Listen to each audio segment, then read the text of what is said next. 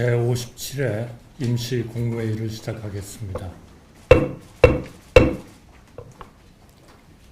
지난 12월 6일 국회를 통과하여 정부로 이송된 법률안 중에는 그동안 정부와 여당이 지속적으로 반대 입장을 표명해온 6건의 법률안이 포함되어 있습니다. 국가적으로 매우 엄중한 상황에서 과연 어떠한 선택이 책임있는 정부의 자세인지 대통령 권한 대행으로서 고민과 숙고를 거듭했습니다. 이 법안들의 영향을 받는 많은 국민들과 기업, 관계부처의 의견도 어떠한 편견 없이 경청했습니다. 그리고 오로지 헌법 정신과 국가의 미래를 최우선으로 고려하여 결심을 하게 되었습니다. 국회의 입법권과 입법 취지는 최대한 존중되어야 하지만 정부가 불가피하게 제2요구를 요청할 수밖에 없는 이유를 국회와 국민들께 소상히 설명드리고 이해를 구하고자 합니다. 우선 농업사법 개정안과 관련하여 농업, 농촌의 발전과 농업인들의 소득을 보장하고자 하는 국회의 입법 취지는 충분히 이해하고 존중합니다. 그러나 이 법들이 시행되면 시장 기능을 왜곡하여 쌀 등 특정 품목의 공급 과잉이 우려되며 막대한 재정 부담을 초래할 것입니다. 재난 피해 지원 및 보험의 기본 원칙과도 맞지 않아 상당한 논란도 예상됩니다. 양곡관리법 개정안은 지난 21대 국회에서 정부가 이미 한 차례 제2요구권을 행사했고 국회 재의결을 통해 부결되어 폐기된 바 있습니다. 이번에 다시 정부로 이송된 동법 개정안은 제2요구 당시 정부에서 이의를 제기한 남는 쌀 의무 매입에 대한 우려사항이 보완되지 않았을 뿐만 아니라 오히려 양곡의 시장가격이 일정 가격 미만인 경우 정부가 그 차익을 지급토록 하는 양곡 가격 안정제 도입 규정이 추가되어 의결되었습니다. 이 개정안이 시행되면 고질적인 쌀 공급 과잉 구조를 고착화하여 쌀값 하락을 더욱 심화시키는 결과를 초래할 뿐만 아니라 쌀 생산 확대로 시장 기능 작동이 곤란해져 정부의 과도한 개입과 막대한 재정 부담을 가중시킬 것입니다. 정부의 한정된 재정 상황을 고려했을 때 쌀 의무 매입 제도와 양곡 가격 안정제 시행에 막대한 재정이 투입된다면 스마트팜 확대, 청년 농업인 육성 등 대한민국의 미래를 위한 농업, 농촌 투자를 매우 어렵게 할 것입니다.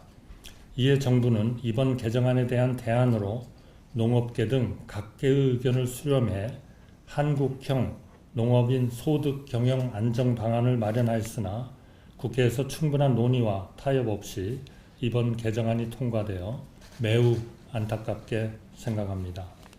농산물 유통 및 가격 안정에 관한 법률 개정안은 채소, 과일 등 주요 농산물의 시장 가격이 기준 가격 이하로 하락하였을 때 정부가 생산자에게 차액 지급을 의무화하는 내용을 담고 있습니다.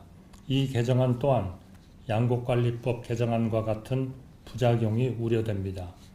농산물 가격 안정제가 시행될 경우 농산물 생산이 가격 안정제 대상 품목으로 집중되어 농산물 수급 및 가격이 매우 불안정해질 것입니다. 또한 과도한 재정 부담이 발생하고 이로 인해 미래 농업, 농촌을 위한 재원 배분이 어려워집니다. 시장을 왜곡하는 농산물 가격 지지 중심에서 농가 소득 안전망을 강화하는 방향으로 농업 정책을 전환하는 세계적 추세에도 역행하는 접근이 아닐 수 없습니다. 농업재해대책법과 농업재해보험법 개정안은 농업 분야에서 재해 발생 시 피해를 입은 시설의 복구 및 피해 주민의 생계 안정을 위한 지원을 넘어서 재해 이전의 생산에 투입된 비용까지 보장하는 내용을 담고 있습니다. 또한 자연재해로 인한 피해가 발생하여 농업인에게 보험금을 지급하더라도 보험료율을 할증할 수 없도록 제한하고 있습니다. 그러나 국가가 재해복구비 외에 생산비까지 보상하는 것은 재난안전법상 재해지원의 기본 원칙에 반하며 다른 분야와의 형평성 문제 및 도덕적 해이가 우려됩니다. 또한 자연재해로 인한 피해를 할증 적용해서 배제하는 것은 보험료가 재해 위험도에 비례해야 한다는 보험의 기본 원칙에도 반하고 재해 위험도가 상이한 모든 가입자에게 동일한 보험료율이 적용되어 가입자 간 형평성 문제가 생깁니다. 민간 보험사들이 영세한 농업인들의 보험 가입을 오히려 꺼리게 된다는 점도 간과할 수 없습니다. 국회법 개정안은 11월 30일이 지나도 예산결산특별위원회 및 상임위원회가 예산안 및 세입예산 부수 법안의 심사를 계속할 수 있도록 하는 내용을 담고 있습니다. 대한민국 헌법 제54조 제2항은 국가가 회계년도 30일 전까지 예산안을 의결해야 한다고 규정하고 있습니다. 그러나 국회법 개정안은 국회가 헌법에서 정한 예산안 의결 기한 12월 2일에 구속받지 않고 예산안 심사를 할 수 있는 근거를 마련하는 것으로서 원활한 예산 집행을 위해 국회가 준수해야 할 최소한의 기준을 정한 헌법의 취지에 반하는 것입니다. 개정안이 시행되어 헌법이 정한 기한 내에 예산안이 의결되도록 유도하는 장치가 없어지면 예전과 같이 국회의 의결이 늦어지고 그 피해는 고스란히 국민들께 돌아가게 됩니다.